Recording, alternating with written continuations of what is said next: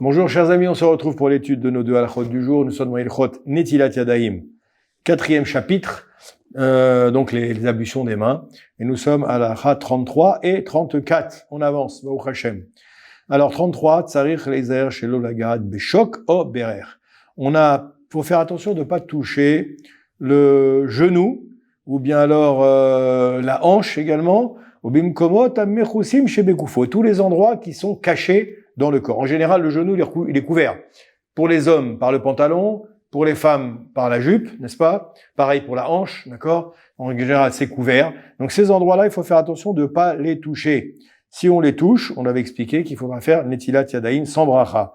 Vechen shelo lechaker besar rosho be'emsat fila o limud Torah. Pareil.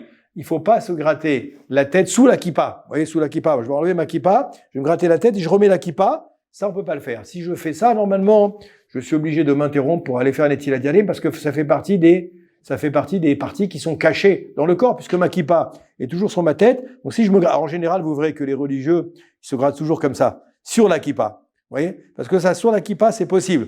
En dessous la kippa, c'est pas possible, ça nécessite netilat yadayim. Je termine cette halakha justement en disant, si maintenant j'ai touché une partie du corps qui est découverte, par exemple ma main, d'accord, ou par exemple ma joue, ou par exemple mon bras si j'ai les manches courtes, eh bien là, je n'ai pas besoin de faire netilat yadayim, je n'ai pas besoin d'être ce qu'on appelle en hébreu makpid, c'est pas nécessaire. Okay. À manière tefilin. Par contre, quand je mets les tefilin, j'ai un problème, parce que maintenant j'ai monté ma manche pour les hommes, bien sûr, j'ai monté la manche, et donc je vais toucher une partie qui est couverte normalement par la chemise pour celui qui met des manches longues, n'est-ce pas?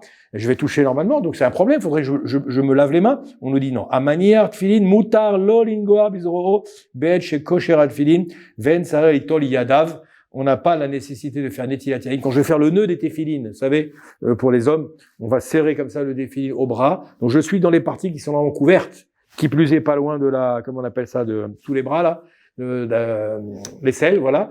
Donc, eh bien là, on nous dit qu'on n'a pas besoin de faire netilat yadayim parce que ça s'inscrit dans la mitzvah de netilat yadayim, de anachat tefilin. On n'a pas besoin de faire netilat yadayim. Voilà. N'oubliez pas le téléphone en bas. Si vous souhaitez poser des questions complémentaires ou avoir d'autres explications, portez-vous bien. Bonne journée.